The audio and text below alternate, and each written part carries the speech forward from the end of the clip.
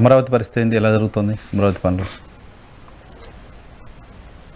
Stand స్టిల్లో ఉన్నట్టండి. ఎందుకంటే 30,000 కోట్ల పని జరుగుతున్నాయేమో కానీ దారి తెప్పి దిక్కుమాలిన అడ్వైజర్స్. చంద్రబాబు నాయుడు గారిలో ఒకటి చూశానండి.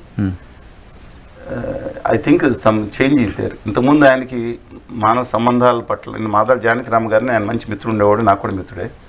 ఇద్దరు ఎన్ని పనులు క్లోజ్గానే అసోసియేట్ అయ్యి చాలా మంచి పని చేశారు, చాలా చిల్ పనులు చేశారు, చాలా గొప్ప పోరాటం కూడా చేశారు అనుకుంటూ ఉంటారు. ఆయన ఒక మాట చెప్పారు చంద్రబాబు గారి గురించి.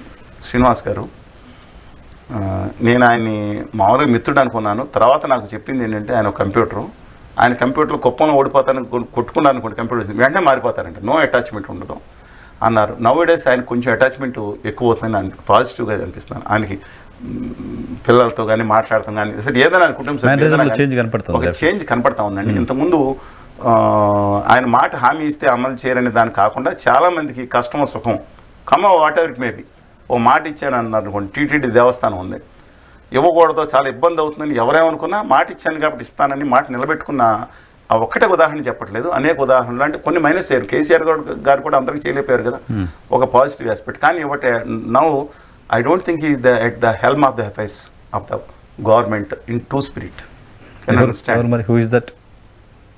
లోకేష్ గారు ఎక్సెప్ట్ ఆర్య సనాతనవాది గౌరవనీయులు కళ్యాణ్ బాబు గారి శాఖలు తప్ప మిగతా శాఖలన్నిటికీ ఎక్స్ అఫిషియో ముఖ్యమంత్రిగా వ్యవహరించేది బహుశా లోకేష్ గారి అనే అభిప్రాయం. నేను అక్కర్లేదు, మీరు ఆఫ్ ద ఇంటర్వ్యూ ఎవరిని అధికారులు తీసుకోండి, చెప్తారు లేదు కనుక్కోండి. నష్టం జరుగుతుంది దానివల్ల. కొత్త లీడర్షిప్, కొత్త నాయకత్వం న్యాచురల్గా నాయకత్వం రీజనల్ పార్టీలో ఉంటుందిగా. నెక్స్ట్ చంద్రబాబు నాయుడు గారు నేచురల్గా ఆయన టేక్ ఓవర్ చేయాలనుకుంటాడు, ప్రభుత్వం నడిపించాలనుకుంటాడు. మీకు అసలు ఏమో రాజ్యాధికారం అంటే వారసత్వం అయిపోయింది. అంటే అటు వైఎస్ రాజారెడ్డి గారు ఎందుకు అవుతాడు నాకు అర్థం కాదు. ఆయన మాట్లాడుకుందాం కానీ తర్వాత కాదు ఇది చెప్పండి.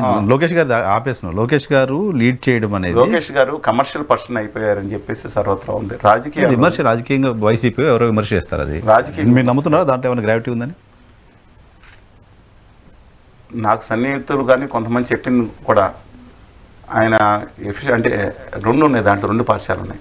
ఈయన దగ్గర అమ్ముకుంటున్నారు, డబ్బుల కోసం పనిచేస్తున్నారు, రెండో చెప్తారండి. అటు ఇటు ఉంది నానని రెడ్ బుక్ ఉంది ఈయన దగ్గర. పులివెందులు జెడ్పీటీసీలో చంద్రబాబు నాయుడు గారు అయితే అసలు పోటీ పెడతాం అటు నుంచి నెగ్గే శాసనం చేయిస్తారా? క్వశ్చన్ లేదు. కుప్పంలో ఎలా జగన్మోహన్ రెడ్డి గారు పెద్దిరెడ్డి రామచంద్రారెడ్డి గారిని పెట్టుకుని మొత్తం నాకు కావాలంటే మొత్తం కుప్పంలో ఇంక్లూడింగ్ మున్సిపాలిటీతో సహా అన్ని వైఎస్ఆర్ గెలిచింది కదా, ఆ శాసనం చంద్రబాబు నాయుడు గారు. చంద్రబాబు నాయుడు గారికి ఈయనకు తేడా ఉంది మౌలికంగా. చంద్రబాబు నాయుడు గారు నాకు ఉమ్మారెడ్డి వెంకటేశ్వర్లు గారిని తెలిసినే అన్నారు. ఆయన కేంద్ర మంత్రిగా చేశారు, ఎంపీగా చేశారు, పాలిట్ బ్యూరో సభ్యులు, లాంగ్ స్టాండింగ్ ప్రొఫెసర్ అండి ఆయన కొంచెం గత నెలలో నుంచి కొంచెం అస్వస్థతగా ఉంది, కానీ ఇప్పుడు కూడా ఆయన ఎమ్మెల్సీ ఆయన అయిపోయింది. కానీ ఆయన కానీ ఏంటంటేనండి, ఆయన కానీ చాలామంది చెప్పిన ముద్దు కృష్ణారెడ్డి గారు చెప్పారు మామూలుగా చంద్రబాబు నాయుడు గారు చేసే నిర్లక్ష్యంతో కంటి చూపుతో బాలకృష్ణ గారు అంటారు కదా, కత్తులతో కాదురా కంటి చూపుతో చంపేస్తాను, ఈ నిర్లక్ష్యంతో చంపేస్తారు, పక్కన పెడతారు. కానీ లోకేష్ గారు స్కూల్ అది కాదు అటాక్. వాళ్ళ పులివెందులలో నెగటివ్ అనేది జస్ట్ బికాస్ ఆఫ్ లోకేష్ గారు, నాట్ చంద్రబాబు గారు. సో అప్పుడు లోకేష్ గారు పార్టీని టేక్ ఓవర్ చేయడం, పార్టీని నడిపించడం అడ్వాంటేజ్గా పార్టీకి మీకు ఒక విధంగా అడ్వాంటేజ్. కానీ ఎన్టీ రామారావు చంద్రబాబు నాయుడు గారి హయాంలో కూడా మారిందండి కొంత.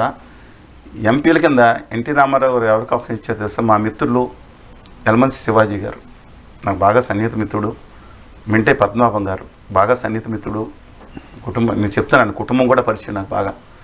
తర్వాత ప్రొఫెసర్ సి లక్ష్మణ్ గారు, నేను అచ్చుగూడ రోడ్ నెంబర్ 7లో సమితంద్రప్పుడు వెళ్ళాను. మీకు పేర్లు చెప్పమంటే రుమాండ్ల రామచంద్రయ్య ఒక ఎందుకు చెప్తానంటే ఒక్క రూపాయి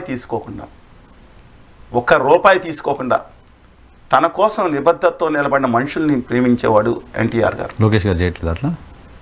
చంద్రబాబు నాయుడు గారు వచ్చేటప్పటికి కొంత తగ్గిపోగా ఇప్పుడు లోకేష్ గారు వచ్చేటప్పటికి సానా సతీష్ గారు అని నాకు తెలియదండి ఎవరైనా. మీ ఊరేంటగా? మీ ఊరు అనుకుల్లా. వెస్ట్ గోదావరి, ఈస్ట్ గోదావరి అని విన్నా. మాది వెస్ట్ కాదండి, వెస్ట్ గోదావరి.